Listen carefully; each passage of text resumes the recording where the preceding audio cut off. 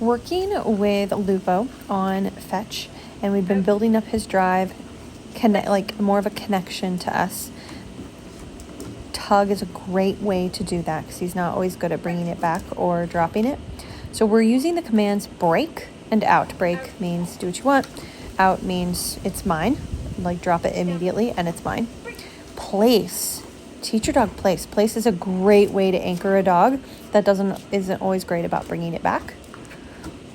And kind of stand in the same spot every time when you're first teaching this.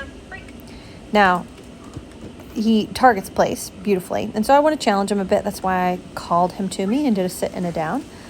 And then I release the toy right away. Like once they do whatever obedience command I ask, it's an immediate release. And then see here, I'm not taking it right away. I'm like patting him, telling him it's a good boy, and letting him chew the toy for a minute. Don't always take it right away. Think of it this way, like every 3 times, let him have it for a minute, and don't take it right away.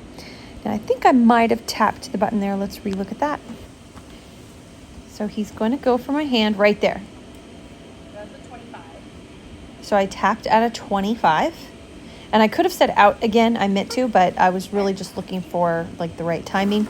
Once I say out and I take the toy, they are not allowed to come back and mouth it or think that they can get it. He actually mouths us sometimes as well. So it's really important to have that boundary and challenge him.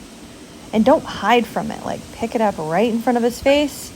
Don't pull away, like trying to keep him from mouthing you. Like challenge him. Put it right in front of his face and pull the toy up. And if he goes for it, you're tapping the e-collar. You're having that accountability. If you don't do e-collar training, you have a hold of the leash every time they come back to you, and you do pop and release of the leash, a firm one, to make it very clear that out means it's not yours anymore. You do not get to do that.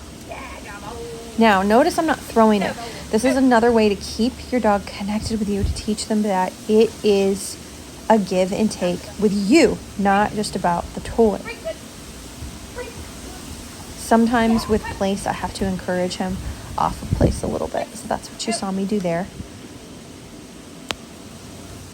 So right here, you see me do OUT. Watch. Sit, break, immediately. Sit down, break, place, break. Very quick. Now you're going to see him mouth me on this one. Right there. So I had already said out, and he still went for the toy when I went to pick it up because he's getting so playful. So that's why he kind of was like, oh, wait, are you sure I can get off a place to get it? So he needed some encouragement. I tapped e-collar, for him mouthing or going for the toy. And so sometimes, or a lot of times, you need to create clarity with the dog. That's why I, had to grab the leash and help release him. Really make it clear, break versus out. Now, what you saw right there is one of the main reasons we play fetch this way, which is the setup. Can he wait for permission to get the toy? So this is where you actually say out before you throw it. And if they go for it, you're using the leash or the e-collar to stop them. And then as soon as they hesitate, break immediately, release them to go get the toy. Super fun. And then you do a bunch of easy ones again.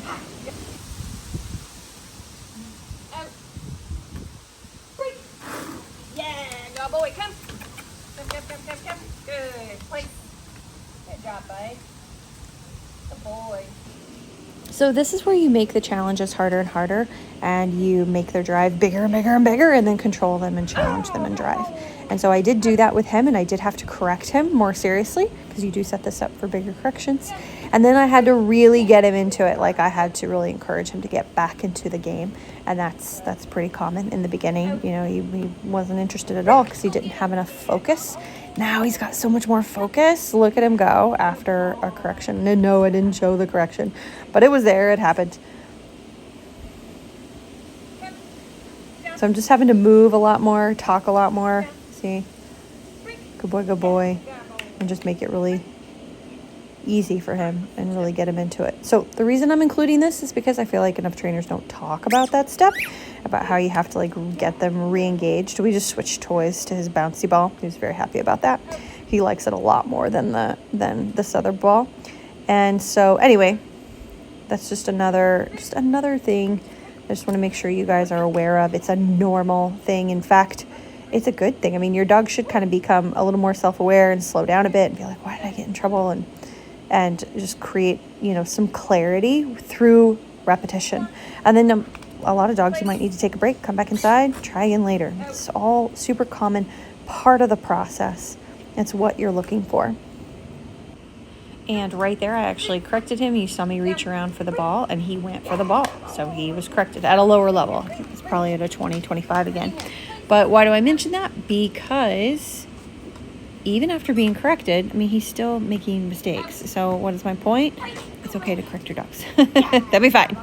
There are very few overly sensitive dogs that, you need to worry about. Most dogs need these boundaries, need these challenges.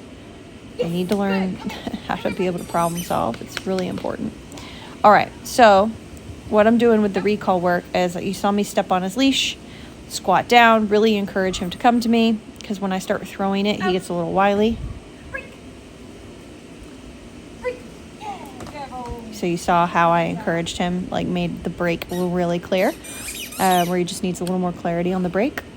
But anyway, guys, hopefully this gives you like a jumping off point to take your fetch game to the next level. And I definitely encourage you watch this video again, and instead of just listening, to me walk you through it, you really start to watch the dog and notice things and things like that. That's how you really get good learning from videos. Okay, so now we're doing enough work. How I do enough is I don't put the balls away or anything like that. They're just like in my pocket or next to me, or I leave them where they are.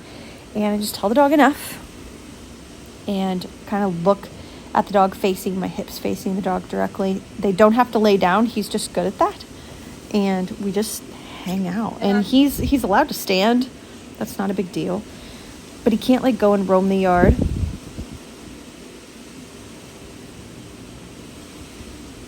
Or go back to the balls, to the toys.